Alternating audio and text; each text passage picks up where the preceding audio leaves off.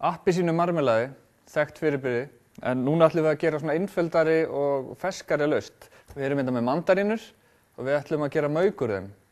Þetta verður svona minna sætt en gengur að gerist með marmelaði og eina sem við þurfum að gera, við þurfum að ná beiskinu úr. Og það gerum við með því að það sem við kokkarnir myndum segja að blansera, en það er í rauninni bara forsjóða.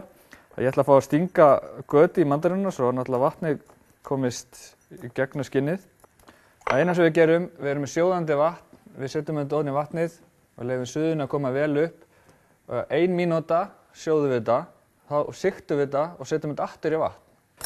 Þannig að núna er ég búinn að leyfa þetta suðuna að koma upp. Einu sem ég geri, ég sigta, setja þetta aftur yfir. Ég er svo sniðugur til að spara mig tíman, þá er ég bara með vatninu og hraðsuðuketil og þá er suðan komið strax upp aftur. Þetta á ekki að taka hérna meira svona 2 mínútur, en þetta hérna gerum við 4 til 5 sinnum. Núna er ég búinn að setja þetta 4 sinnum og þá í síðasta skiptið ætla ég að fá að setja sykur.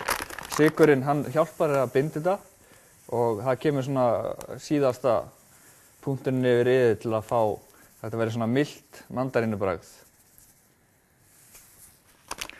Þetta má núna bara malla í góðan hálftíma eða korter, það er svona bara að gleyma þessu hérna svona í nokkra tíma, það skiptir ekki máli. Mandarínurnar hjá okkur er núna búin að sjóða í góðan klukkutíma.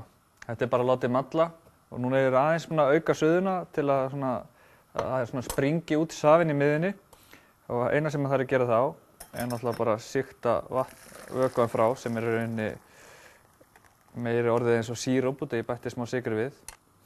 Og ég ætla að setja þetta í matreiðsluvélina en til að hún auðveldar hann að vinna þá er stundum betra að taka þetta í kannski 4 bita. Og ég ætla að prófa að vinna þetta fyrst áður en ég setja vökva sem ég ætla kannski að setja smá rjóma og smá smjörklípu. Ég ætla að sjá hvernig þetta fer þegar maður setur þetta af stað.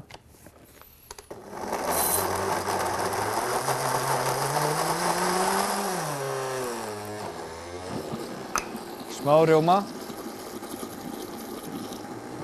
Svo ætla ég að fá að setja líka, til að fá svona smá meiri bindingu.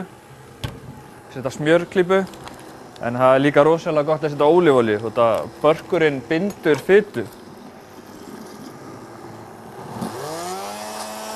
Aðeins meiri rjóma.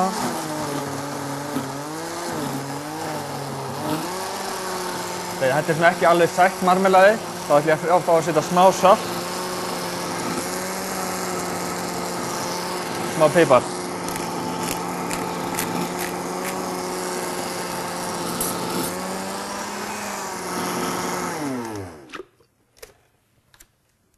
Alltaf gaman að þurfa að smakka fyrst.